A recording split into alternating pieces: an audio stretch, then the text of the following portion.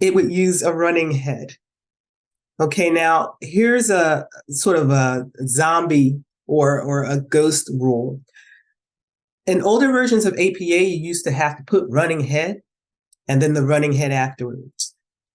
In version 7, you just include the running head. And what the running head is an abbreviation, typically of the title, usually the first 50 characters. It does not have to be an exact abbreviation, although I hear a lot of people say that, but it just has to be something close. And again, you do that, especially when you're going to publish an article. APA suggests that you create your own running head. Even though I guess the publishers could do that for you, they recommend that you create your own running head so you have control of that. Beyond that first page, on your second page, you're going to have an abstract, 250 words or less, and you're going to have some keywords. And the keywords are useful for helping people like me find your information. So they're information that will lead you to the article, what your article is about.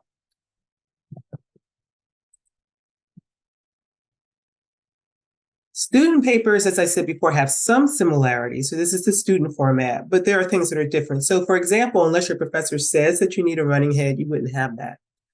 But here is where there's a lot more difference, and that's in the author information, because typically for the author affiliation, you're putting in information about your department or the class you're taking, your instructor, and the due date. You probably won't have an abstract or a keyword page, but again, this is totally your professor's discretion, so make sure you find out what they're looking for. When it comes to fonts, there's a lot more variation in what you can use in version 7. So, of course, there's Arial and Times. You could use that in earlier versions, but these are also fonts that you can use, and this can be quite helpful because some of the earlier fonts, like Times, don't necessarily include a lot of leeway for scientific notation, whereas some of the other fonts here do. Again, professor's discretion as far as the font used and the size, but these are standard APA. Now, your headings are there to make information on your page stand out and improve readability. And all these headings are the same in terms of them being bold in title case. But here's where they differ. In terms of their placement on the page, there's going to be some difference. So the lower level headings, which are the most prominent, they're going to be centered. And then any text starts beneath that heading. When you start looking at some of the lower level headings, you can see that they may be indented, but they're not centered. And the text actually is included on the same level as the heading. So it's not quite as prominent on the page. Okay, so this is a question for you all, and I'm actually going to take a little break here. Why do you cite?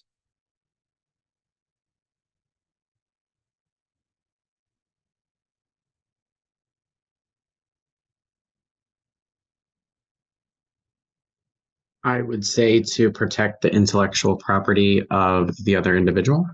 Okay. Other reasons? Janice, I would say access. A lot of citing has changed to how do I get to that resource? So I need the information to go find it. Absolutely. So here are the reasons that I list, and what you said is included in that. Is to give attribution to the author, to prevent unintentional plagiarism. No one at this webinar would plagiarize intentionally, but citing kind of keeps you out of trouble, and to assist the reader or people like me in locating your information. And these are really important to keep in mind because they're directly related to best practices for citing.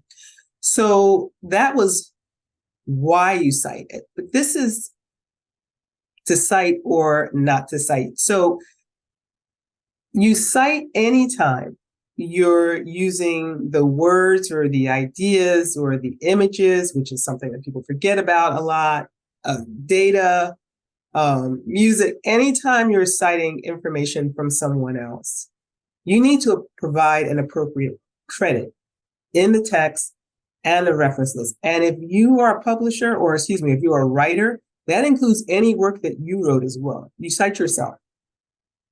You don't cite common knowledge. So that's information that most people already know.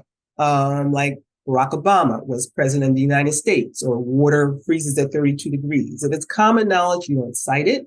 What's common knowledge can really depend upon your audience, though. So you have to keep that in mind. I always say when you're in doubt, go ahead and cite it. That'll keep you out of trouble. So now we're going to switch from when to cite to how to cite. And there are two different parts of your citation, which you're aware of. The in-text citation, as I mentioned before, is going to give the author immediate credit and also prevent unintentional plagiarism. And then the reference list is the part that's going to show you where to find the work.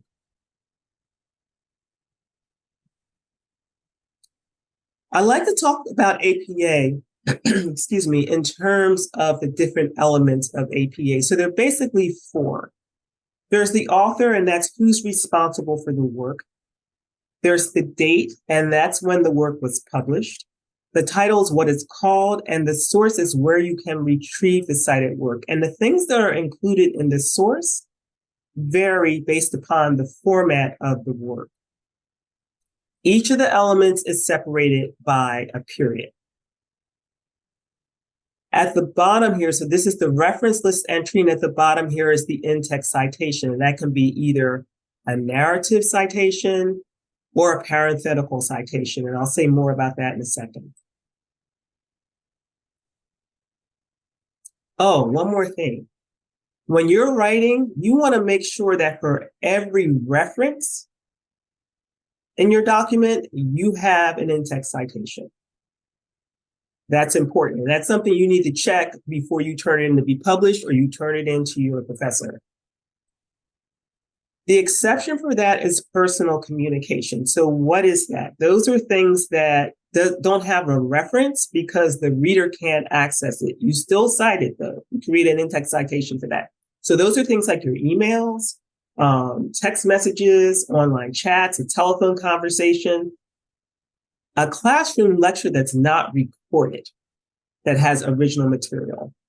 That can be considered a personal communication. What it's not, though, is let's say you are working on original research and you do interviews.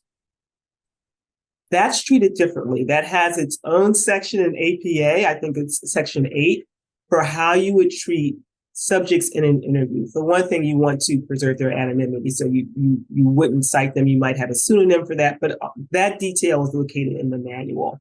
So that's not what I'm talking about for personal communication. The reason that I mentioned an unrecorded lecture and something that has original content is that if you're working with a professor, let's say they're talking about a journal article in your class, unless the professor says something that's original, don't cite the professors. Go back and find the original source and cite that. That way, it's not going to be personal communication. You'll have both the citation and you'll have a reference. And that way, your reader can get to that information. Hopefully, that's clear. Okay. So a little bit about the author element. This is for in-text citations. If it's only one author, last name, comma, date. Two authors, last name and an ampersand and a date. And thank goodness for APA 7, if it's 3 authors, you get to use et al. I think in the past you had to include up to 3 authors or something like that. But now it's much, much shorter for your in-text citations. The only exception to this is when you have a document with publications where your authors share the same names and the same date. So you might have Taylor, I don't know, Johnson and Smith in two different publications. In that case, if you have a fourth author whose last name is different, you want to share as many author names in your citation in order to differentiate from another publication that you're citing. And then that's followed by et al.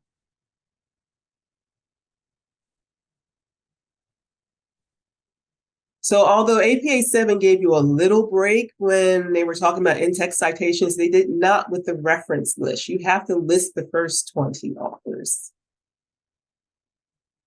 The 21st author can be listed, and the ellipse would represent the 20th. So basically, anytime you go above 19 authors, use an ellipse and then list the last author, followed by the date.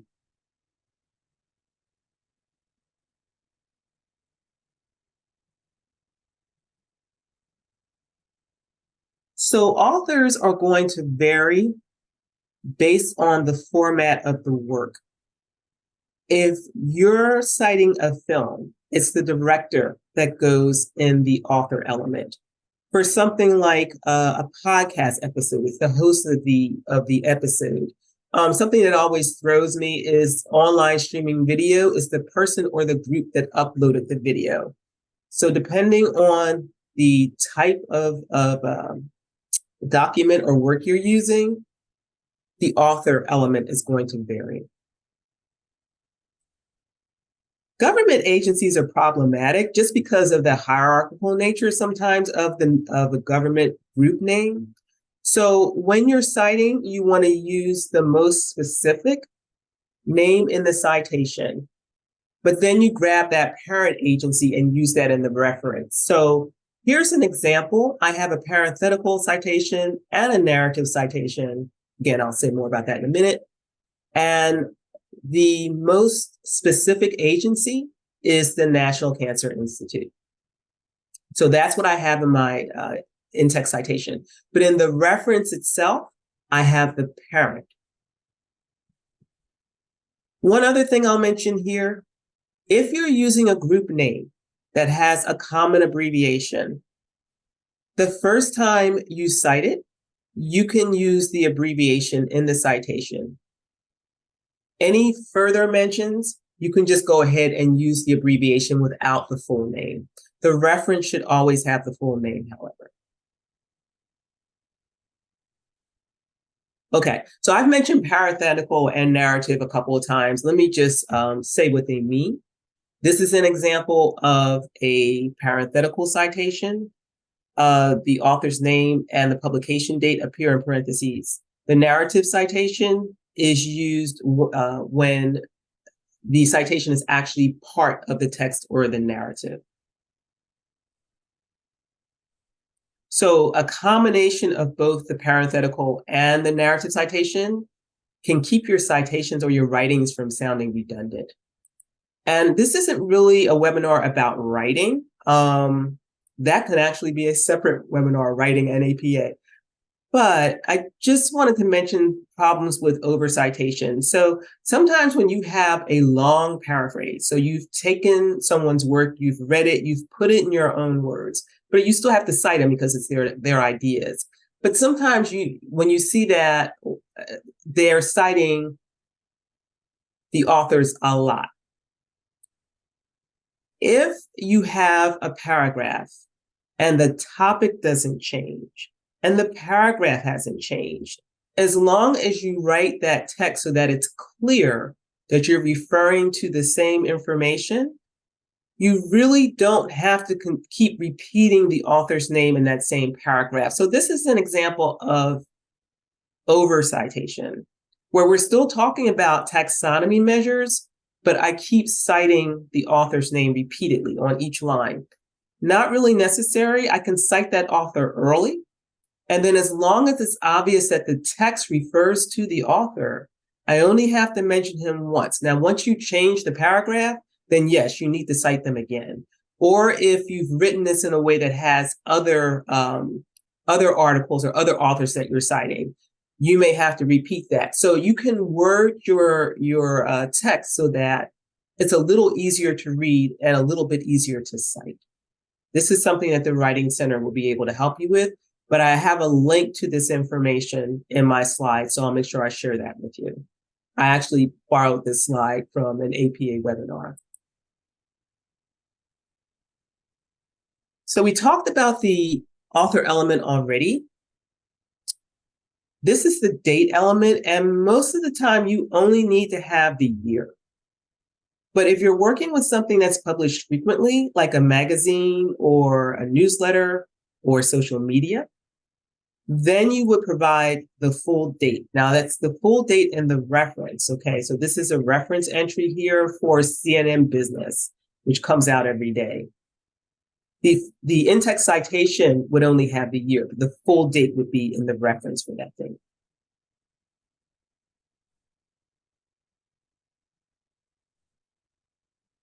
I'm going to talk about the title element and the source element together because there's some relationship between the two. So the title refers to the title of the work being cited. And you may have noticed that some works have italicized titles and others don't. And that can be a little bit confusing as to when should I italicize it and when shouldn't I italicize it. So documents either have italicized titles or they have an italicized source element, but that's based on whether they stand alone or they're part of a greater whole. When you think about items that stand alone, think about a whole book, a report, a dissertation, maybe a podcast, a TV series. Those are items that stand alone. And in that case, you would italicize the title. Okay, and it's in sentence case. And that means when it's in sentence case, that means that the first word in that title is going to be capitalized. The first word in the subtitle will be capitalized, any proper nouns, of course, and the first word after a colon. Now, works that are part of a greater whole, those include things like periodical articles. So the article is part of a greater whole, it's part of a journal.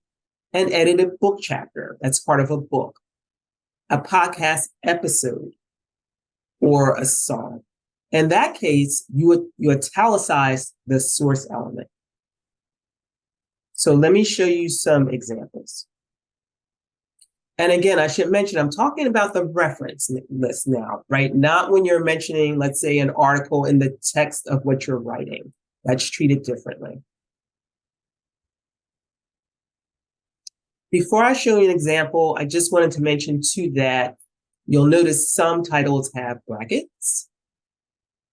And brackets are used to clarify a format. So if you ever see a title, and let's say it's from a film or a video or social media, in brackets next to that title, they might spell that out. And that's so that the reader knows what type of work it is. You don't typically see bracketed items when you're talking about something that's going to be peer reviewed. So you don't see them for a book or a journal. Just some of these unique formats. And notice for this one, I have video in brackets. Okay.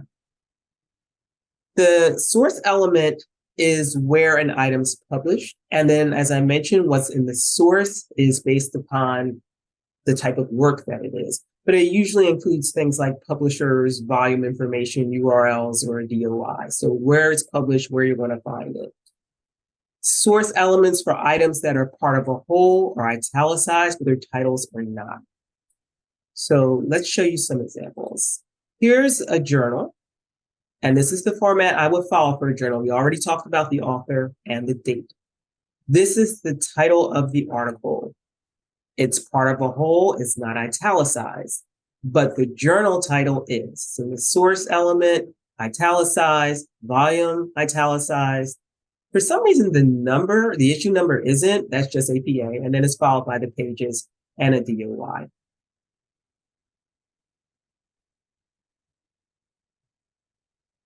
Let me say a little bit about DOIs. They stand for digital object identifiers. They are unique identifiers, and they used to just be for journals, but that's not true anymore. You can have a DOI for a book, for a data set, whatever you can get from resources like DataCite. If you can get a DOI, you can have it assigned. to your work. And it's helpful because they're permanent. Everybody knows that URLs change, but DOIs do not. So they make it a lot easier for the user to find the work. This is the format for a DOI in APA 7. They used to accept other formats in earlier versions, but this is what you should be using for APA 7. If you have a DOI that requires that when I click on this thing, I'm going to have to log in, don't include that information. So it's the proxy information in this case that, in this case, it is pointing to someone that has a Drexel 1 username and password. So unless you have a Drexel 1 username and password, this would not be usable for you. And so you would not include this in standard API. The one exception is, again, professor prerogative. So if they say, I want you to include proxy information in your DOIs because we're using this in class, and I want other students in the class to be able to read that article or whatever, that's perfectly fine. But if you're sending it out for publication, you would not include that information in it.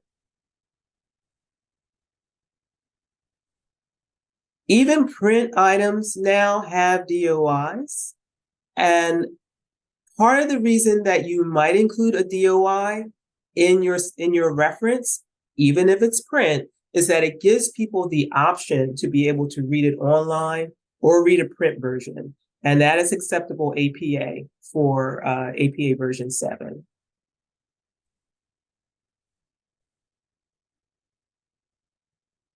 This is an example of a book.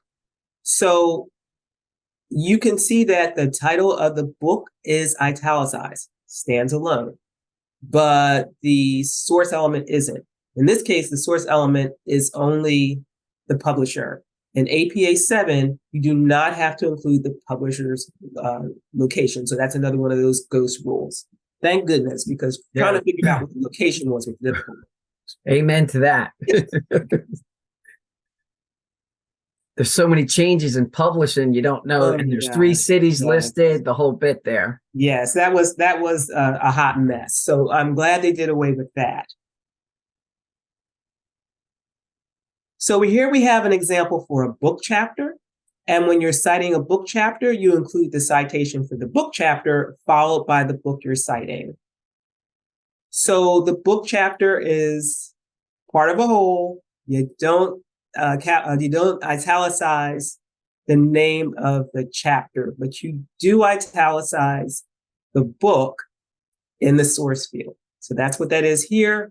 And when it comes to page numbers, you include this PP notation. I honestly don't know if there's anywhere else where you do that except for book chapters. And if someone knows, put in the chat or let me know. It's followed by the publisher's name and the DOI if you have one. Janice, one nuance to that slide. Yes. I have this saying that you can lose your religion over this. So if you notice with the editor, you actually put the initial first and then the last name. That's a nuance. Yes, that is absolutely true. And a lot of times I forget. Right. But I think that's also the only time where you put the initial first. So I'm sure there's a reason for this. There is for almost everything that's APA, but I don't always understand it. Sometimes I just go with it. Yeah. For ebooks, it's the format. The format, the platform, and the device isn't included anymore. That's another one of those zombie rules. So you want to treat an ebook just like a regular book. No one cares that you used a Kindle to read it anymore. Just use the author's name and the date. And now you would include the publisher's name. And I'm not sure if you did that before, but you definitely do that now, along with the DOI. So Janice, how are they handling page numbers in text now? Because the Kindles don't have page numbers. Yeah, so there's a whole section in the manual about what to do for online things that don't have page numbers. And sometimes you're referring to a certain paragraph or a section, or if there's anything like I guess that would be a section 2. If there's anything you can use that would key the reader in on where you are in the document, you can use that instead of the page number.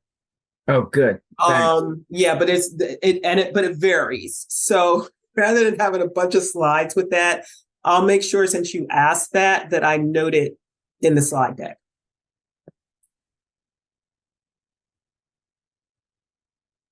I get more questions about web pages and websites than anything else.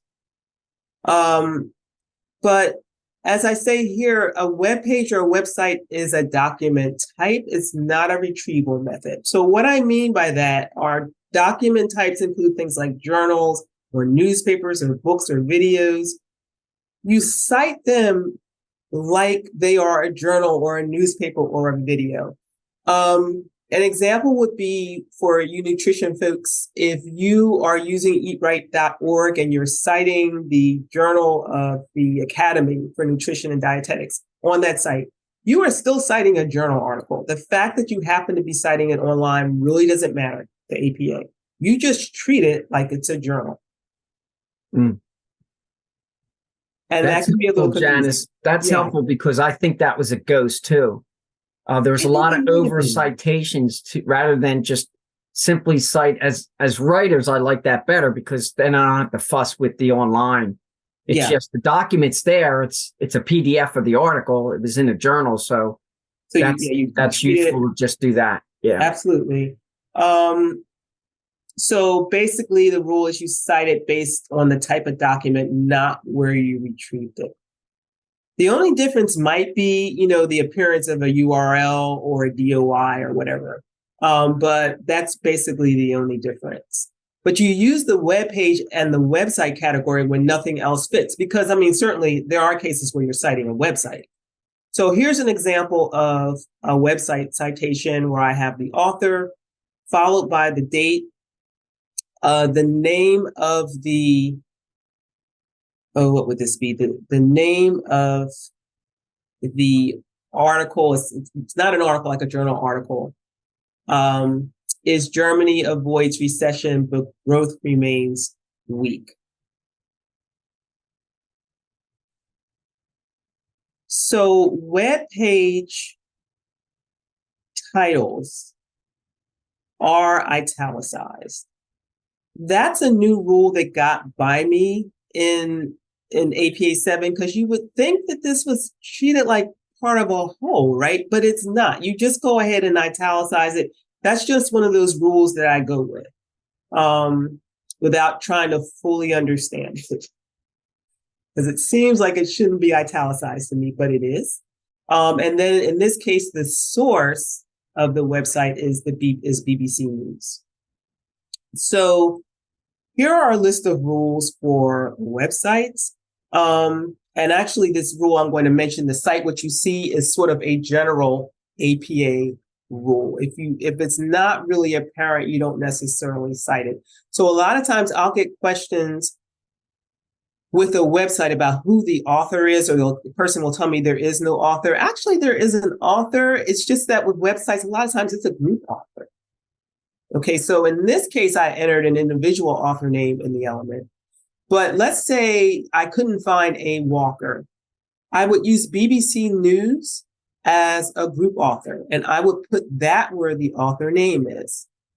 If the group name is the same as the site name, I don't repeat it twice. It would be redundant. So I could use BBC News as my group author, and then the title of the work, and then go right into the URL.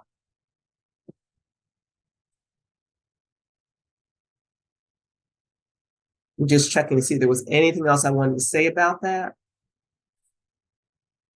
No, I'm going to pick it up on the next slide. So another thing I get a lot of questions about are dates and web pages and retrieved by. Those are sort of ghost/zombie rules. Mm-hmm. And I think that was as recent as version 6. But you only use the retrieval date in special cases. And in most cases, you don't.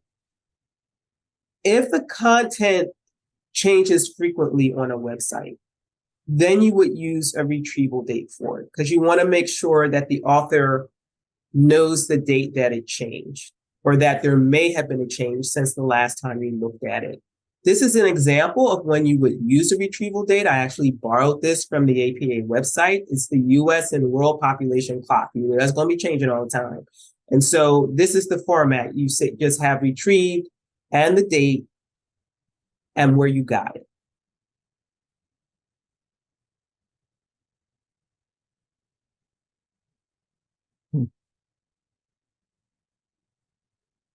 Now, the date is part of a website citation, and there's a lot of confusion on which date to use. So if you can find it, if it says when it was last updated and it's referring to the text that you are citing, please use that last update date. If you don't see a last update date, you can use the date of publication if that's available. Often what you will see is that copyright date in the website footer. And I actually wrote all this out. They say don't use that because it might not refer to the specific content that you are citing. You also don't want to use the date of the last review because it's possible that they may have reviewed it, let's say in June, but they've updated it in August. So it's not necessarily going to reflect the most recent date. The last update date, if they tell you, is better to use. And then if there's no last update or no date of publication on the website, you can use the no date element there or symbol, ND.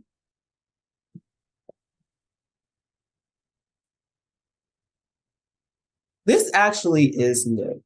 Okay, so I think at CNHP, a lot of you have an AI statement in your syllabus. So this may look very familiar. I'm not talking about whether or not you should use generated AI in your papers for discovery or whatever. As a librarian, I'm going to say you probably shouldn't because a lot of that information is just made up. But if you decide to use it, you need to cite it. So somewhere in your text or the appendix, you want to provide the prompt that you use and a portion of relevant text that was generated in the response for that, you want to cite it. So here is an example of what the citing looks like. Now, you might think that this was actually sort of a personal communication example because every time you use an AI prompt, the response you get may be different since, you know, the language model is learning and changing based on what is learned, but it's actually cited like software. So here is the format for that. You want to use the author of the algorithm. In this case, it's a group author, which is OpenAI, and the date of the model. This example shows ChatGPT as the model name, and this is the type of versioning they use. It's March 14th. So, you know, depending on the type of model you're using, the layout for the version may be a little bit different. And this is a large language model, similar to the example that I showed you when we were looking at a video. I put it in brackets. Well, this is to let a person know what type of work are you working with, followed by the URL of the algorithm of where you can get to this model. And here are examples of how you would do the in-text citation. Again, I believe for most of you all, this information is in your syllabus, but if not, I have a link here and you can just pull that off of the slide deck. Janice. Yes.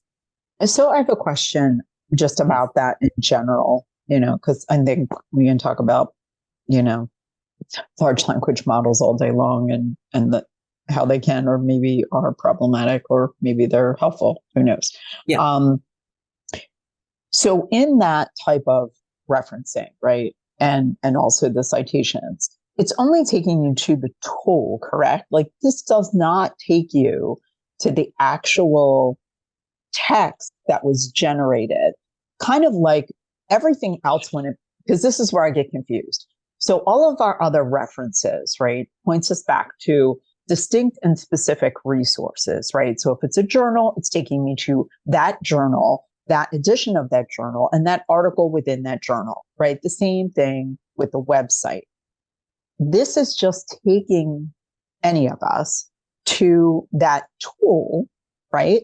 But it's not taking us to the output of that tool. I am correct in that, right? You are in how I'm correct in describing that. it. Okay. Yeah, so that's why I was saying it's kind of, to me, it's more like personal communication than anything else. Correct. Right. Because you can't check it. Like I can say I had this conversation with Steve Campesha, today at 2:00, and I'll write about it, but there's no way to confirm what that conversation was. I mean, Steve and I could sit and talk about like a movie we saw last week. And then, in our writing, we could claim, we talked about, how to split an atom. So to me, it kind of doesn't make sense. It's almost like I'm having students cite a tool and not the actual. And you can't, you're basically taking their word for it based on the prompt, because again, if you put that prompt in the same tool, it's probably going to generate a different answer. Right, exactly. So, okay, I just wanted to make sure I was correct. It's not in you. The way that I was. Okay, all right, thank you. Not just you. I like I said, to me, it's more like personal communication. But they say cite like software, and again with APA, some things I just go with it. But I don't know. Not happy with it. I think this is going to continue to evolve because I've been having conversations like this with other people, not only within academia, but within like a writers group I have and things like that. And we're all coming up with the same thing. Like it doesn't make sense, but we'll go with it for now. Thank you. Yeah, sure. Interestingly, when you read the APA blog, even the folks on the blog are saying, well, this is kind of evolving.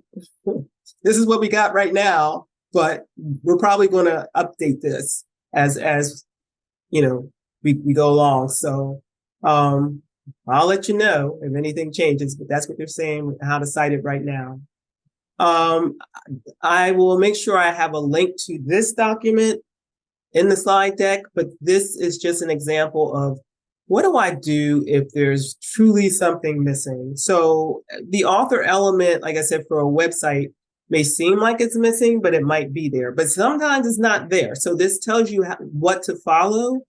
Basically, you substitute the title for the author. So in the title element, in the author element, you would end up putting the title followed by the date. And you can just walk through the what's missing and then what to do about it. How to cite it. Janice, on that, are you saying that, I thought before when the author was missing, the author was the source. So American Cancer Society is the source, no authors. So you put the word author, or is this a different scenario here? So, excuse me. So that was for a website. And if you didn't know who the author was in the case of a website, you could put the people I'm not saying this well. The folks that, I think the example I showed you before was BBC News. So it's BBC News's site for that website, and you can use that for a website as the author if you don't have an individual author. Okay, that makes sense. All right, that's consistent. Yeah. Okay, but in this case, and let's say this is a journal, you can substitute the title for the author. I think that website example is somewhat unique because I'm trying to think what you would substitute as, and I don't know why I'm trying to do this logically. That might be dangerous. I don't know what you would substitute for an author in a journal other than the title.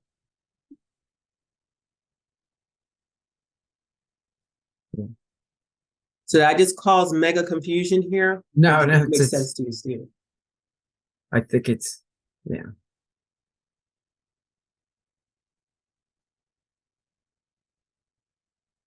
Were there any other questions about this? And I'm not going to say I can provide a logical reason. No, this is the format. That's why we say, Janice, practice makes perfect, but with APA, look it up. Yes, there you go. There you go. And I actually do have this manual sitting next to me, but I just wasn't going to take the time to look it up now.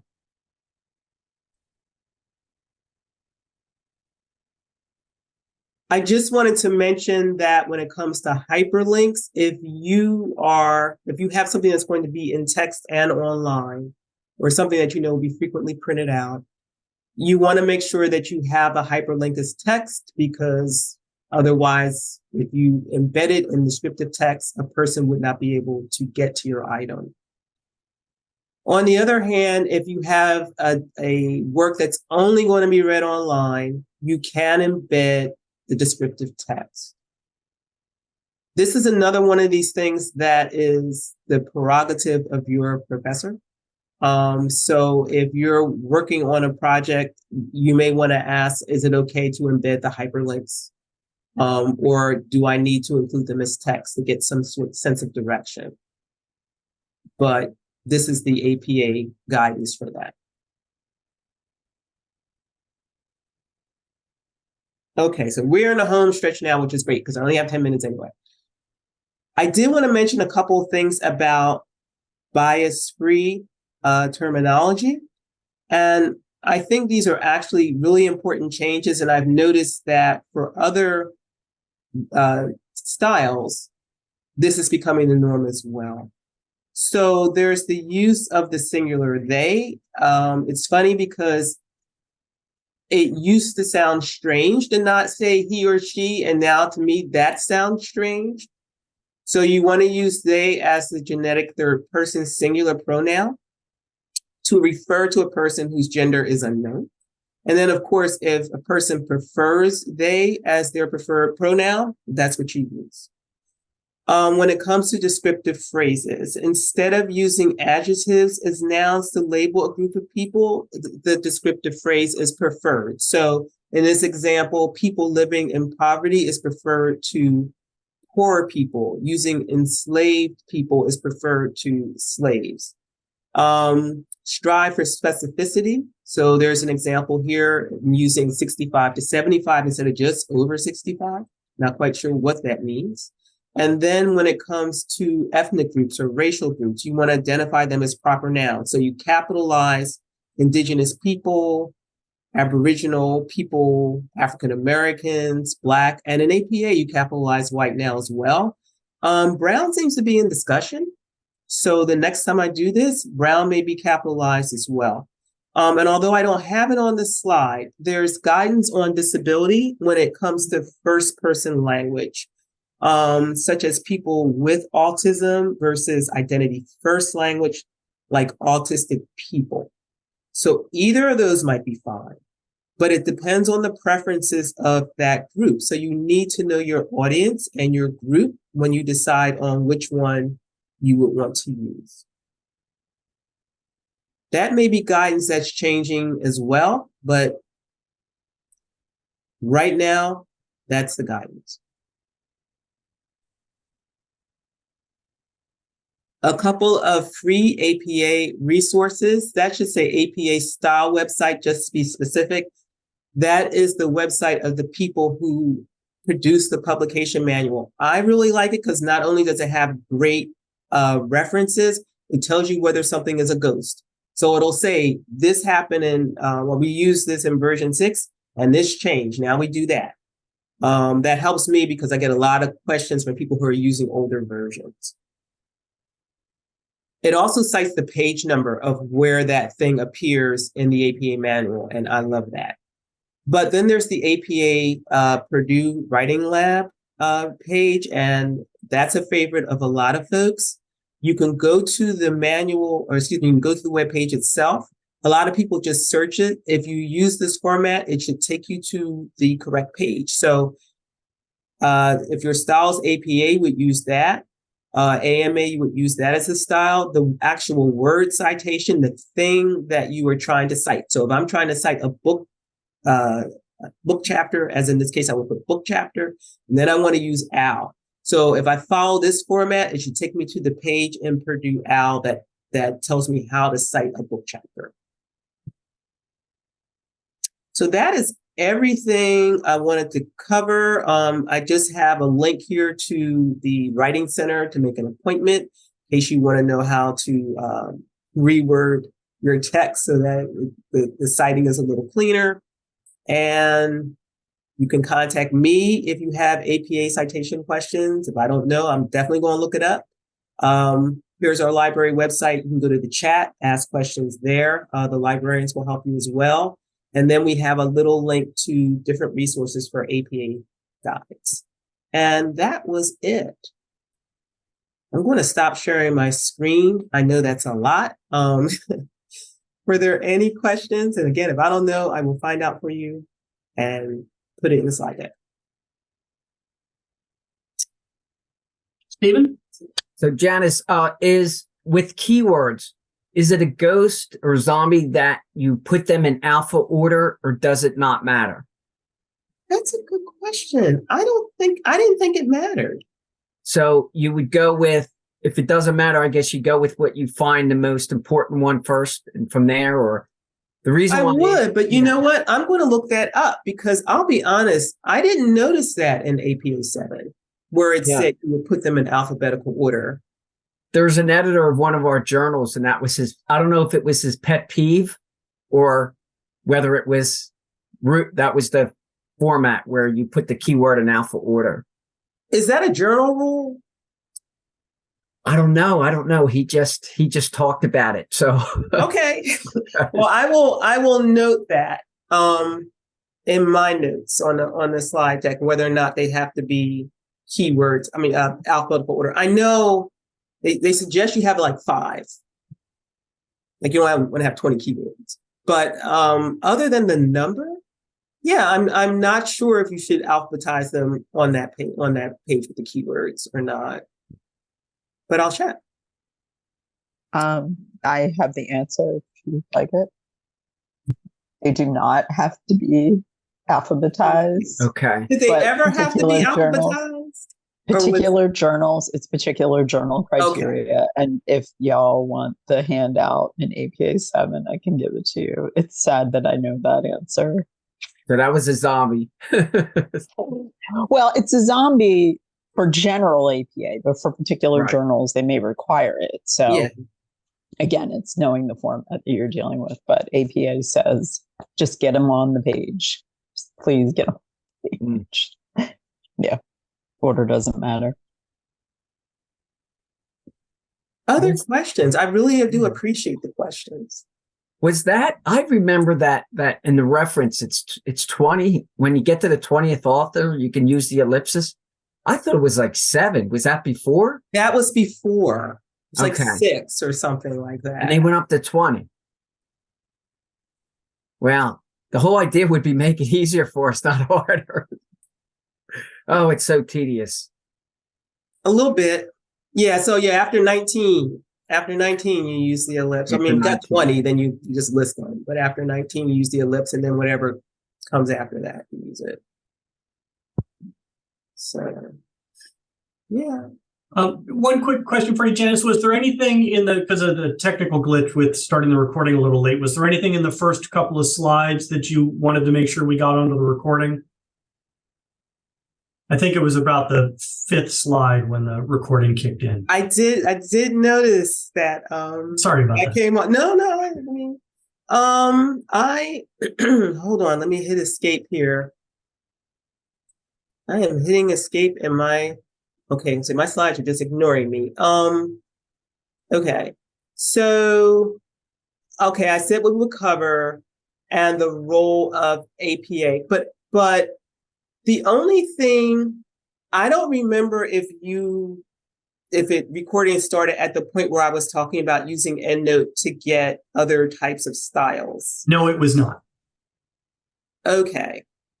So I can talk to you about how you want me to address that. But basically, I was just saying that if you have a non-standard style, let's say it's for a publication, and you're using some type of bibliographic citation tool, often you will see those styles that, hold on, I won't share again. Often you will see those styles listed in the group of styles that you can use. So JAMA has one. There are a million JMIR variations in style for the different journals. So that's listed as well. And so that can be helpful to you as you write your paper for publication.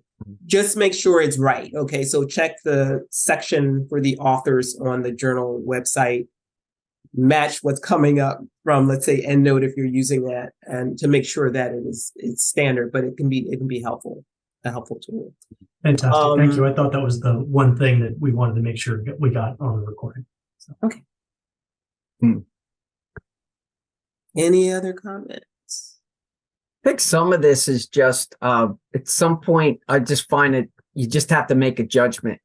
You're not going to have like the APA Gestapo overseeing us all the time. And an example is that sometimes, like, let's say if I have a guest speaker, I'll post their PowerPoints, but the guest speaker, or maybe we do it as faculty, we turn it into a PDF.